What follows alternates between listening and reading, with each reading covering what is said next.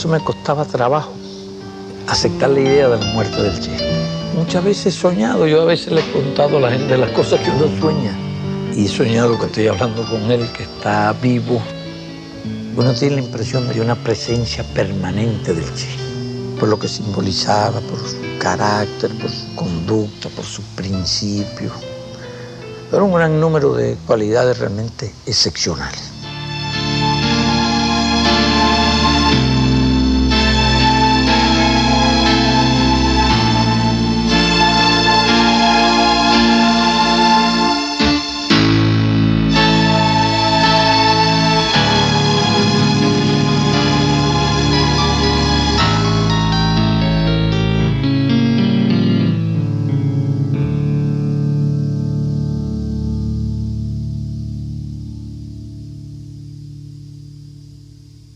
El extraordinario Che, que no era cubano, que era argentino.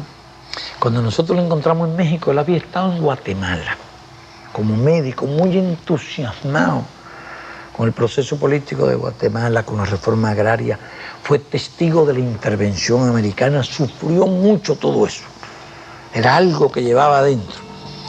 Y se sumó rápido a nosotros, como él dice, en la primera conversación se sumó.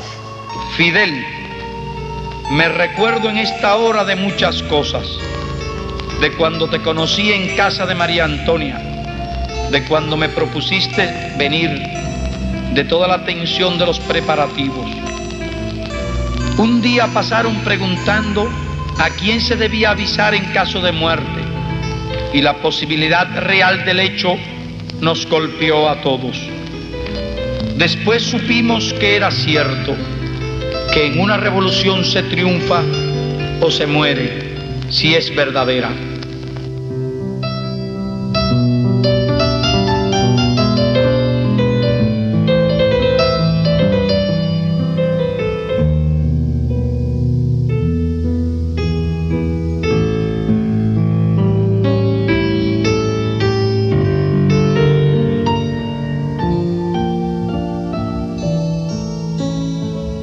Casi toda la semana intentaba subir el Popocatépetl. Nunca llegaba arriba, pero toda la semana lo intentaba. Él padecía de asma, tenía esa limitación por el asma y hacía un esfuerzo heroico por subir ese volcán. Y aunque nunca llegaba arriba, nunca dejó de intentar subir otra vez, que también es un reflejo de su carácter. Era nuestro médico. Con esas limitaciones iba de médico. Nadie imaginaba un soldado, pero no solo fue un intelectual, fue un gran soldado.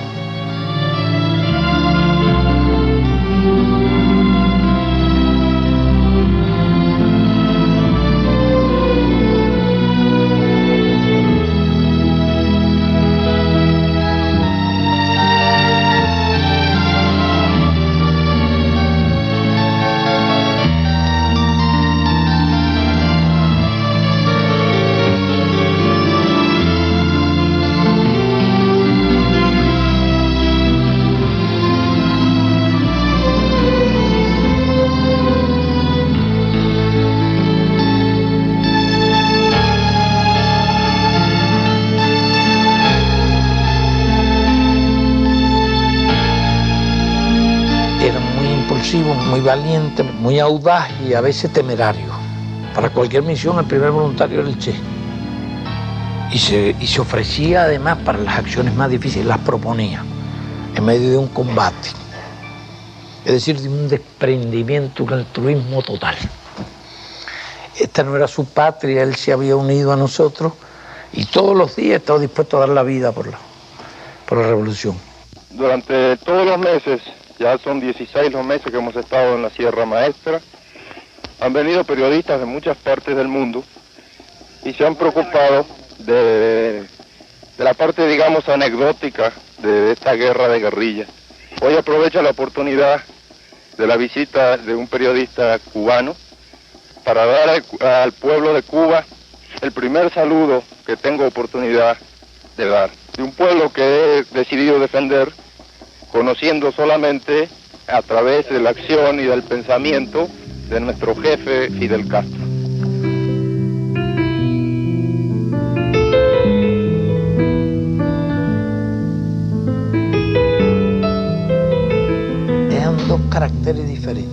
aunque ellos se querían mucho y se respetaban mucho. Camilo era muy bromista, siempre riéndose, muy audaz, muy inteligente, menos intelectual que el Che, pero un excelente jefe también, que no le daba oportunidad al enemigo. Era muy valiente, pero no tenía esa característica temeraria que tiene el Che. Se parecía un hombre que iba al encuentro de la muerte. Y Camilo desafiaba la muerte, no tenía temor, hacía, pero no actuaba con temeridad. Esas son dos diferencias. Y ellos se querían mucho.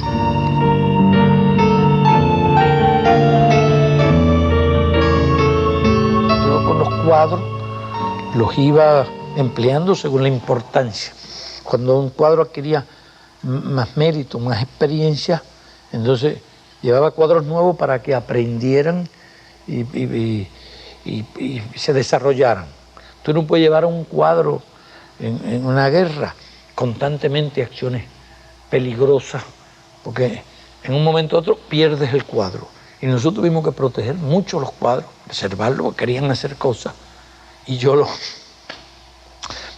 me asumía la tarea de preservarlo en lo posible y emplearlos en las misiones más importantes. Rotaban mucho los hombres en ese tipo de responsabilidades, y a él, bueno, yo realmente creo que sin esa política el Che no habría terminado, no habría concluido la guerra.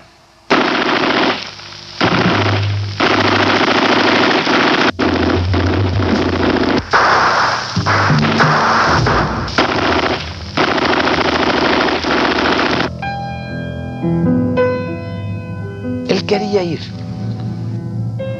para Sudamérica. Esa era una vieja idea. Fue cuando él se sumó a nosotros en México. Él no es que pusiera una condición, él planteó una sola cuestión. Dice, yo lo único que quiero es que si después que triunfe la revolución, yo quiera irme a luchar a Argentina, a su país, que no se me limite esa posibilidad. Que razones de Estado no impidan eso. Y yo se lo prometí. Eso estaba muy distante, ¿no? Sabía, primero si ganábamos la guerra y quiénes iban a estar vivos cuando... Y él seguramente tenía pocas posibilidades de estar vivo por su impetuosidad, pero él planteó eso. Alguna que otra vez lo recordó en la sierra y después recordó aquella idea y aquella promesa. Yo tuve bastante previsor en eso. Claro, después que tiene toda la experiencia de la Sierra Maestra, el entusiasmo de él por la idea de hacer la revolución en Sudamérica, en su propio país, se multiplicó. Él que conoció la excepcional experiencia nuestra, a partir de las difíciles condiciones en que nosotros reconstruimos nuestro ejército y llevamos a cabo la lucha, él se le desarrolló una gran fe en las posibilidades del movimiento revolucionario en Sudamérica. Digo Sudamérica, estoy pensando más bien en la parte sur de Sudamérica. Ese compromiso existió, yo siempre le digo, no te preocupes, que ese compromiso se cumple.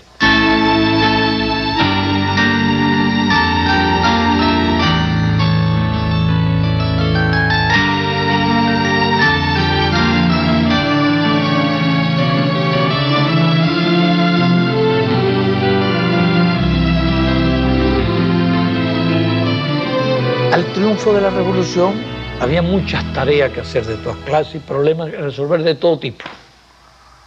Político, de unión de fuerzas, problemas estatales, problemas de la economía, todo eso. Entonces tuvimos que enfrentar todas las tareas de una revolución victoriosa y no quedó nada del viejo Estado.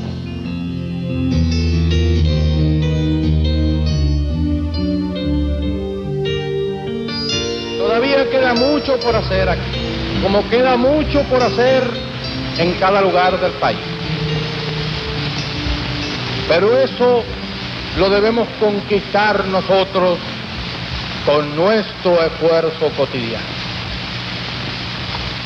Y tenemos para ello muchos deberes, pero hay dos que son los deberes fundamentales. Uno es de la preocupación diaria por el trabajo, por la producción. Por la producción y también en otros trabajos que no son directamente de producción. ¿Por qué es tan importante trabajar en una máquina para sacarle el máximo de rendimiento?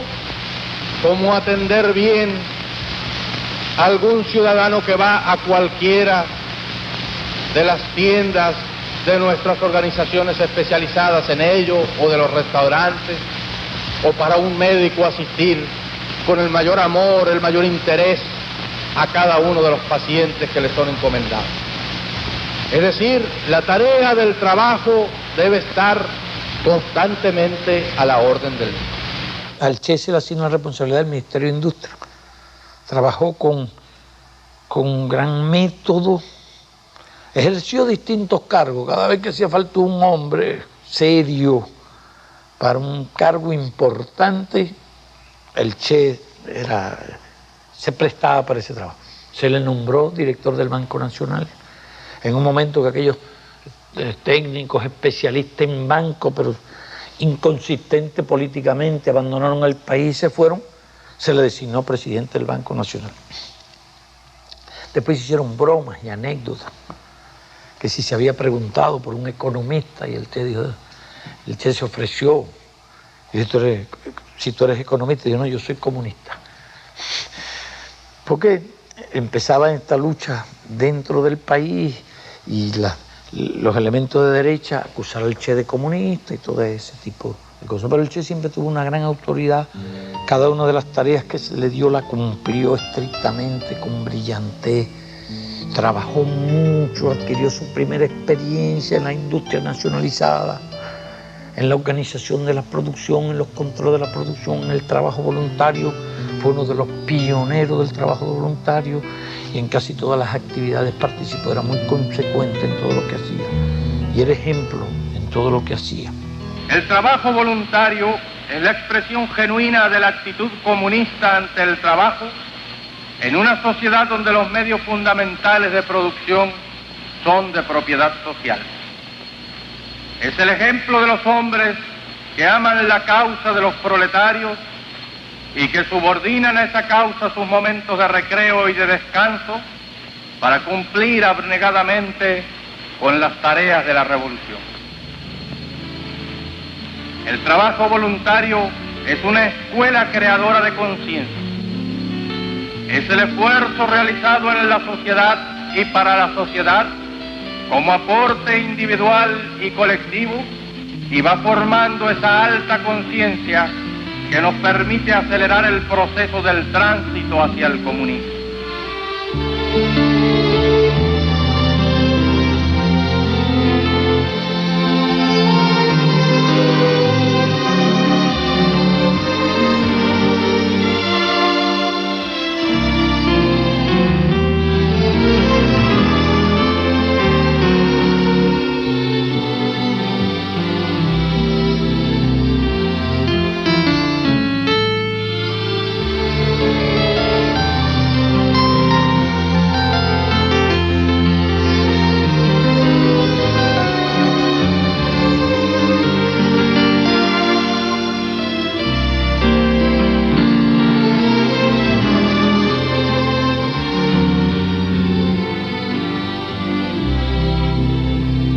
Se invirtieron los primeros años de la revolución, cuando él evidentemente empezó a sentir impaciencia por llevar a cabo sus viejos planes y sus viejas ideas. Yo creo que esto influía incluso que pasaba el tiempo. Él sabía que se necesitaban especiales condiciones físicas para todo eso. Se consideraba capaz de hacerlo y en realidad estaba en la plenitud de su capacidad mental, su capacidad física. Tenía muchas ideas, a partir de la propia experiencia que había tenido el país, de lo que debía hacerse. Hoy hay un nuevo espíritu en todo el país. Una nueva alegría reconquistada para todos los cubanos. Y además, la sensación nueva y cada día repetida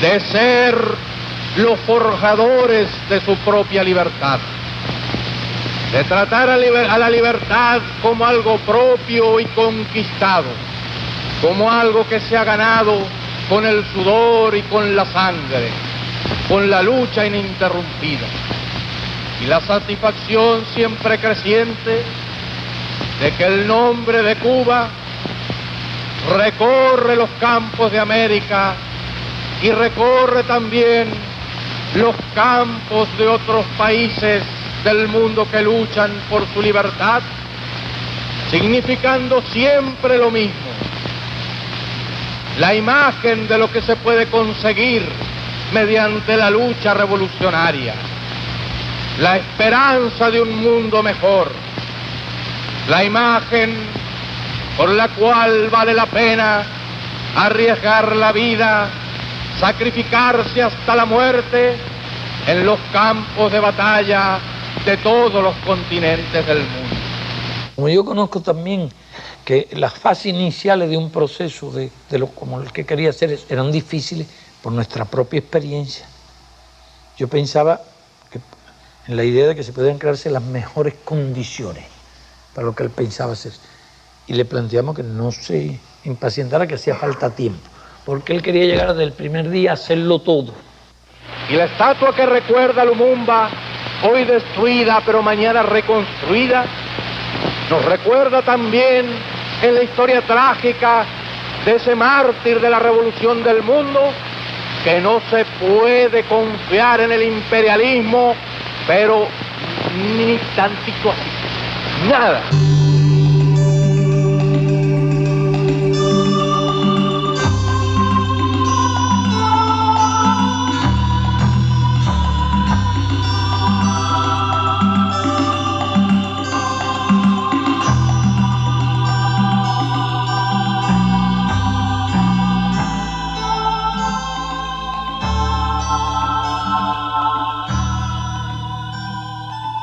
Por aquella época se había producido la intervención en el Congo, o Zaire, la muerte de Lumumba, todo aquello, y había un movimiento de lucha armada en Zaire. El movimiento de revolución nos pidió una ayuda, que le enviáramos instructores combatientes en una misión internacionalista. Entonces yo mismo le sugerí al Che la idea de que había que ganar tiempo, esperar. Él quería desarrollar unos cuadros, desarrollar más la experiencia, y lo hicimos responsable del grupo que fue a ayudar a los revolucionarios allí en el actual Zaire. Fueron alrededor de 100, y allí estuvieron varios meses.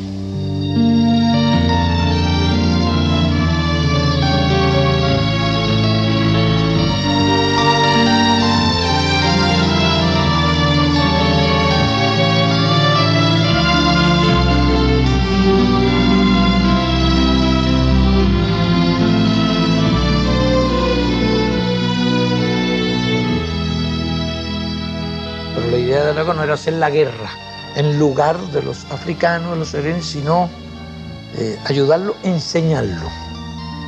Pero el movimiento aquel era muy incipiente todavía. No tenía suficiente fuerza, suficiente unidad.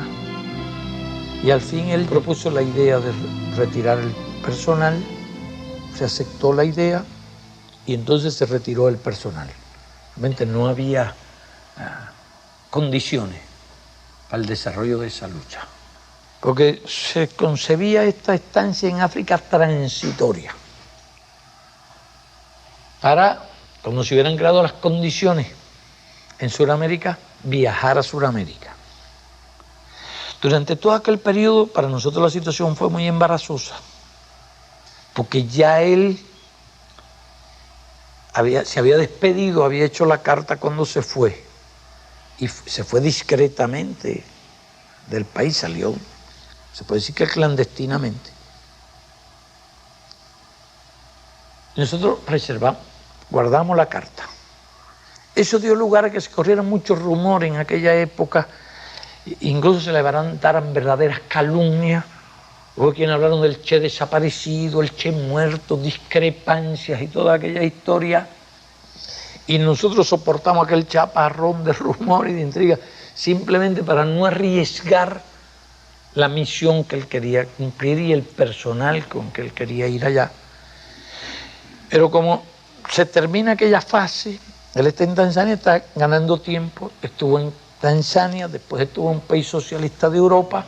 Él no quería regresar, lo que le daba mucha pena, porque ya en un momento determinado resultó inevitable publicar la carta. Pues era muy perjudicial ya toda aquella campaña sin una respuesta y no quedó más alternativa que publicar la carta. Otras tierras del mundo reclaman el concurso de mis modestos esfuerzos. Yo puedo hacer lo que te está negado por tu responsabilidad al frente de Cuba y llegó la hora de separarnos. Sépase que lo hago con una mezcla de alegría y dolor. Aquí dejo lo más puro de mis esperanzas de constructor y lo más querido entre mis seres queridos. Y dejo un pueblo que me admitió como un hijo. Eso lacera una parte de mi espíritu. En los nuevos campos de batalla llevaré la fe que me inculcaste, el espíritu revolucionario de mi pueblo, la sensación de cumplir con el más sagrado de los deberes, luchar contra el imperialismo donde quiera que esté. Esto reconforta y cura con creces cualquier desgarradura. Ya después que se conoció la carta, que era una necesidad política ineludible, él, con ese carácter particular, le costaba mucho la idea de regresar a Cuba después de haberse despedido. Yo lo persuado de que regrese, que es lo más conveniente para todos los fines prácticos de lo que él quería hacer. Y regresa, pero también clandestinamente regresa a Cuba. Y está aquí algunos meses, una zona montañosa, difícil, entrenándose.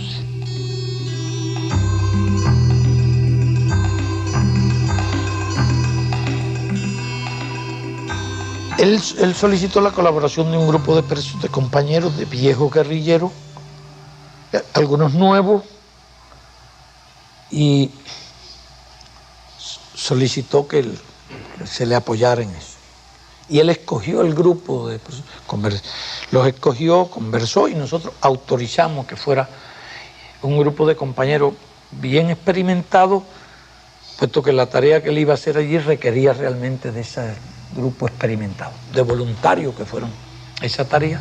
Estuvo entrenándose con ellos durante meses mientras se hacían todos los trabajos previos para el traslado de él y del grupo a Bolivia.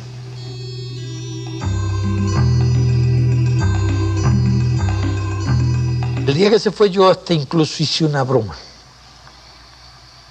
El día que se marchó definitivamente, invité a varios compañeros de la dirección del partido, de los de Más Confianza, y lo invité a una comida con un visitante que tenía.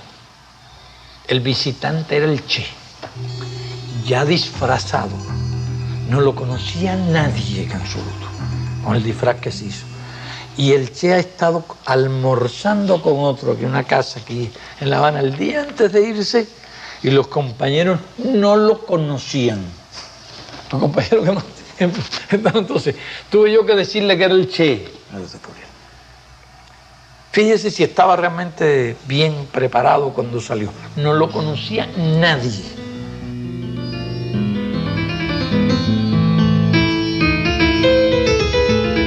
Él había escogido el territorio y había elaborado su plan de lucha. Le interesaba Argentina. Estaba realmente muy inspirado en la idea de hacer la Revolución Argentina. Por aquella época no había relaciones con nadie. Entonces estos gobiernos incluso se habían unido al de Estados Unidos contra Cuba. Y él en los primeros tiempos había aglutinado un grupo de argentinos, incluso un argentino que había estado como periodista en la Sierra Maestra, Massetti, que después fue fundador de Prensa Latina. Y él lo había captado para sus ideas de lucha en Argentina. Y Massetti, de acuerdo con el Che, trató de organizar un frente allá en el norte de Argentina, por la zona de Salta. Massetti murió en aquellas misiones. El Che era un hombre siempre muy sensible, muy comprometido con todos sus compañeros. El mero hecho de que él hubiera iniciado aquel esfuerzo, que había lucha, algunos compañeros hubieran dado la vida, era sin duda uno de los factores que influía incluso en su impaciencia para llevar a cabo aquellas ideas. Y entonces ya él había estudiado esa parte, y la importancia que tenía, parece, es que estaba cerca de la frontera con Argentina. Él conocía el carácter del campesino boliviano, muy callado, muy reservado, muy desconfiado. Él sabía que era muy diferente el carácter del cubano, porque él había recorrido incluso después que se graduó en motocicleta, había estado recorriendo. Él estuvo hasta el Amazonas, en muchos lugares, y tuvo mucho contacto con esas poblaciones, y conocía la tragedia del indio, las características. Él conocía mucho eso y lo sentía. Y más de una vez me explicó y me habló de cómo eran, cómo había que trabajar, y que eso llevaba tiempo, que eso no era fácil. Él estaba consciente de las dificultades de la tarea que tenía allí. Pero ¿qué pasa? Que había vivido nuestra experiencia, nuestra casi increíble experiencia. Después de los primeros reveses, como un grupo tan pequeño se reorganiza, lleva a cabo la lucha en condiciones muy difíciles, y él tenía una fe ciega en ese tipo de lucha y en esas posibilidades, más aún cuando ya tenía aquella enorme experiencia. Y él escogió el territorio y escogió el lugar. Yo diría que en ciencia no había equivocación en eso. No había equivocación. Él trató de ganar un apoyo, trató de ganar apoyo en fuerzas organizadas, en fuerzas políticas organizadas. Se suponía que se iba a contar con el apoyo del Partido Comunista boliviano y de otras fuerzas. Hubo otras fuerzas que se sumaron, porque había divisiones en esa época en el movimiento, en la izquierda, en el movimiento comunista. El Partido Comunista tenía varios dirigentes. Estaba el secretario general Monge, se había hablado, se había explicado. Pero había otros dirigentes también. Y realmente allí surgió un conflicto con Monge.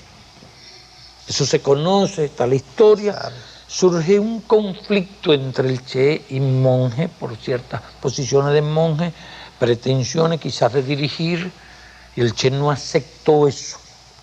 Yo creo que en Monge prevalecieron unos factores formales, puesto que aquel era el país y era el secretario del partido del país, y realmente para dirigir aquella empresa no había mejor cuadro ni mejor persona más preparada que el Che.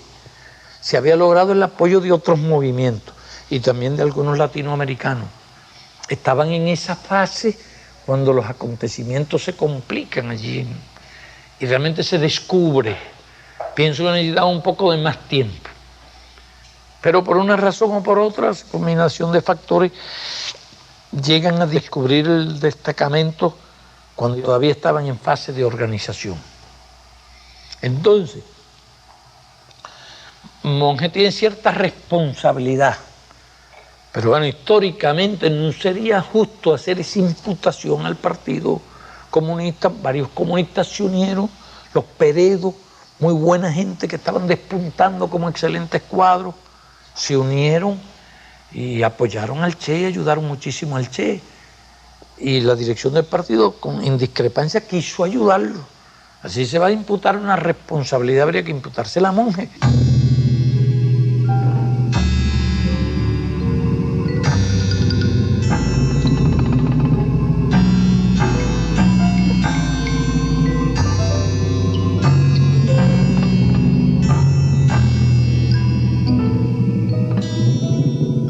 El ejército llega a percibir que hay algo extraño, pero esto coincide con otra circunstancia. El Che inicia una incursión con un fuerte destacamento para hacer una exploración del terreno y un amplio recorrido por aquella zona.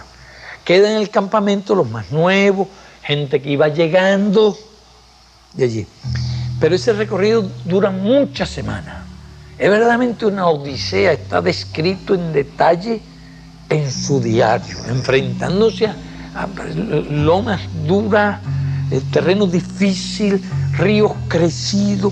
Incluso en ese recorrido tienen algunas bajas, se producen, algunos se ahogan, una o dos bajas tiene, pero la tropa regresa después de muchas semanas completamente agotada. Cuando llegan al campamento se encuentra que había algunos problemas que habían ocurrido allí, algunas indisciplinas y algunas dificultades en ausencia del Che.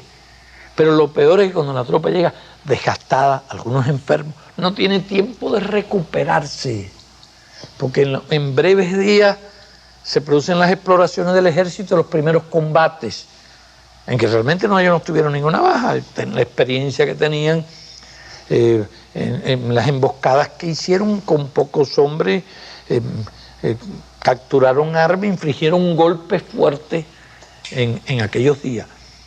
Pero claro, yo diría que todo eso ocurre prematuramente. Después entonces hacen una incursión, salen del campamento, queda una fuerza en el campamento y se produce una división del grupo, en dos grupos, que nunca más llegaron a hacer contacto. Incluso el Che no lleva medicina. Ocurrió lo mismo que había ocurrido cuando el Granma no trajo la medicina, y fue una proeza, porque durante meses estuvieron evadiendo el ejército y luchando contra el ejército.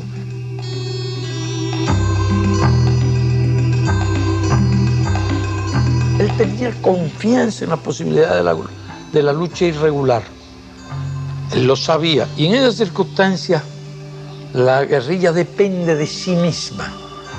No puede ni esperar ni recibir apoyo exterior, que es prácticamente imposible. Eso no era posible.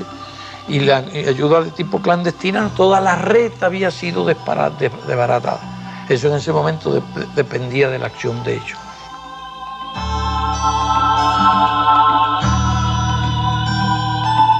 El Che sabía incluso que con 20 hombres, si se trasladaba como se estaban proponiendo, a un lugar con base social, donde Inti Coco Peredo era muy conocido y hacia donde se trasladaban, esa guerrilla tenía posibilidades de supervivencia. Él lo sabía y se encaminaba en esa dirección, pero la descripción de todo lo ocurrido, no solo por su diario, sino por las descripciones del ejército boliviano, es impresionante la proeza que hicieron, la cantidad de combates que libraron contra el ejército, y lo que hicieron es una verdadera epopeya.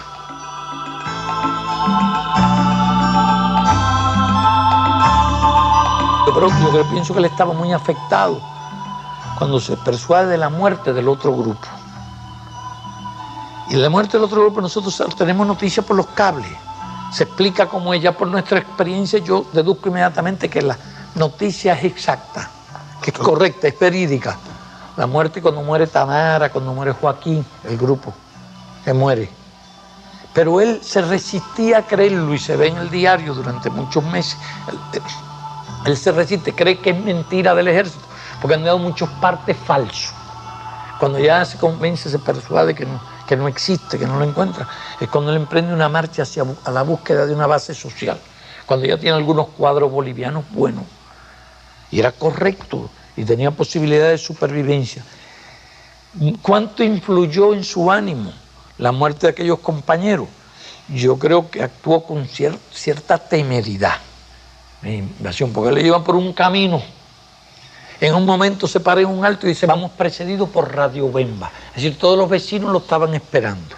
Yo lo conozco bien, y yo creo que en ese momento estaba actuando conforme ese carácter que tenía él. Sentía las cosas muy fuertes, con cierta temeridad. Él entonces sigue el avance, llegan de día a un pueblo, está vacío. Ver un pueblo vacío es señal de que hay algo, la población percibe que va a haber un combate. Ahí el ejército, cualquier ejército, cualquiera, no tenía más que esperar en ese camino, emboscarse en ese camino. Y por unas lomas peladas, en pleno mediodía, la vanguardia emprende la marcha. De esa forma. Sí, como si no existiera el ejército. Y entonces esa vanguardia que va adelante cae en emboscada de día, matan varios de ellos. Fue un golpe muy serio. El grupo llevaba además algunos enfermos, llevaba el médico enfermo. Y el Che lo llevaba de todas maneras, aunque les retrasaba el movimiento, la marcha. Una circunstancia, a veces nosotros lo hicimos, si buscábamos un lugar donde poder dejarlo con alguien que lo atendiera, porque no podían resistir la marcha. Él debe haber estado buscando alguna posibilidad en ese sentido, pero ya pierde la vanguardia, está localizado, está en el llano, le matan incluso a alguna de la gente buena, de los bolivianos, creo que le matan a uno de los dos hermanos bolivianos, que se estaban destacando muchísimo, ya como cuadro boliviano, y ya queda en una situación muy difícil, en un terreno muy difícil. Y él, que había podido evadir durante meses y combatiendo constantemente, que había realizado una epopeya, ya se ve en una situación muy crítica. Lo localizan, lo atacan, lo hieren, le destruyen el fusil y en un movimiento lo logran hacer prisionero. Entonces algo tiene que haber estado influyendo en él mucho. Ese desprecio por la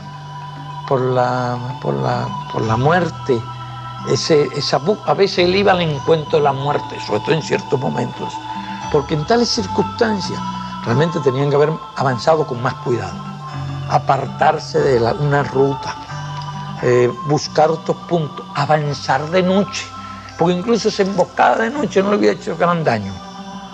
Pues disparan y hubieran podido percibir al enemigo por alguna luz o por alguna cosa. Yo creo que ciertos factores del carácter de él en ese momento influyeron en los acontecimientos. De manera que yo diría que cuando todavía marchaban por ese camino y tenían 20 hombres y tenían ya unos cuadros bolivianos, si ellos llegan a la zona donde se proponían, tenían posibilidades no solo de supervivencia, sino de desarrollo del movimiento guerrillero. Ahora esta masa anónima, esta América de color, sombría, taciturna, que canta en todo el continente con una misma tristeza y desengaño, ahora esta masa es la que empieza a entrar definitivamente en su propia historia, la empieza a escribir con su sangre, la empieza a sufrir y a morir, porque ahora por los campos y las montañas de América, por las faldas de sus sierras, por sus llanuras y sus selvas, entre la soledad o el tráfico de las ciudades, en las costas de los grandes océanos y ríos, se empieza a estremecer este mundo lleno de corazones, con los puños calientes de deseo de morir por lo suyo, de conquistar sus derechos, casi 500 años burlados por unos y por otros. Porque esta gran humanidad ha dicho basta y ha echado a andar, y su marcha de gigantes ya no se detendrá hasta conquistar la verdadera independencia por la que ya han muerto más de una vez inútilmente. Ahora, en todo caso, los que mueran, morirán como los de Cuba, los de Playa Girón, morirán por su única, verdadera e irrenunciable independencia.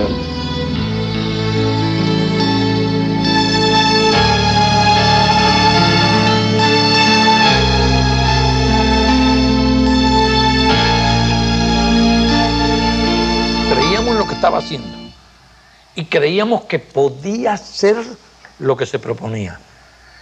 Yo siempre digo que el éxito o el fracaso no es lo que indica que es correcta una línea. Nosotros pudimos haber muerto todos en nuestra lucha, estuvimos a punto más de una vez. Si hubiéramos muerto mucha gente, diría que estábamos equivocados. Yo pienso que si hubiéramos muerto no estábamos equivocados y que nuestro camino es correcto, pero hay una serie de factores imponderables que intervienen, incluso el azar. Y nosotros sobrevivimos en los primeros, aquellos días difíciles, casi de milagro. Sería otra historia larga de hacer. Pero en esas circunstancias no se puede decir que el éxito sea la medida de la justeza de una línea. Determinados factores indujeron, pero yo no cuestiono la justeza de la línea del Che. Yo lo que digo, nos habría gustado que no pasara por esa etapa inicial de tanto riesgo y que hubiera podido incorporarse como jefe político y jefe militar, como estratega en un movimiento que ya hubiese rebasado esa fase. Teníamos excelentes relaciones de amistad, de confianza, y el Che realmente les prestaba mucha atención a los puntos de vista, a los criterios que yo le daba, pues siempre mantuvimos una confianza y una amistad hasta el final. Pero aquella era su idea. La otra cosa era prohibirle, y eso no estaba dentro del tipo de relaciones que teníamos nosotros, ni por razones de Estado, ni imponerle un criterio. Lo que hicimos es que lo ayudamos, y ayudamos a algo que creíamos que era posible. No habríamos podido ayudar a algo imposible, algo en que no creyéramos, porque habría sido nuestro deber decirle, no es posible, no podemos hacer esto, no se puede sacrificar compañeros en esa tarea. Pero fue así lo que él hizo, y yo comparto lo que hizo, lo creo. No se sabe todavía qué hicieron con el cuerpo del Che y dónde está el cuerpo del Che. Se han encontrado muchas cosas de él y objetos, entonces se sabe todo lo que ocurrió por los dos bandos y cosas muy coincidentes. Lo que no se sabe es dónde está enterrado el Che. Ellos quisieron desaparecerlo. Además, los yanquis quisieron desaparecerlo. No obstante eso, el Che se convirtió en un gran símbolo para el mundo entero del hombre ejemplar, revolucionario, heroico. Se convirtió en, yo diría que en uno de los más singulares ejemplos de combatiente y de revolucionario del tercer mundo e incluso del mundo industrializado.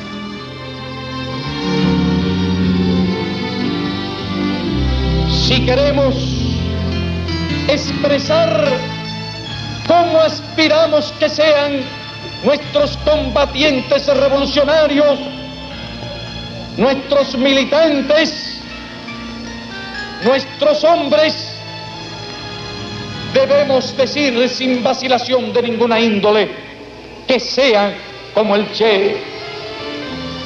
Si queremos expresar cómo queremos que sean los hombres de las futuras generaciones, debemos decir que sean como el Che. Si queremos decir cómo deseamos que se eduquen nuestros niños, debemos decir sin vacilación, queremos que se eduquen en el espíritu del Che. Si queremos un modelo de hombre que no pertenece a este tiempo, un modelo de hombre que pertenece a los tiempos futuros, de corazón digo que ese modelo, sin una sola mancha en su conducta, sin una sola mancha en su actitud, sin una sola mancha en su actuación, ese modelo es el Che. Si queremos saber cómo deseamos que sean nuestros hijos, debemos decir con todo el corazón de vehementes revolucionarios, queremos que sean como el Che.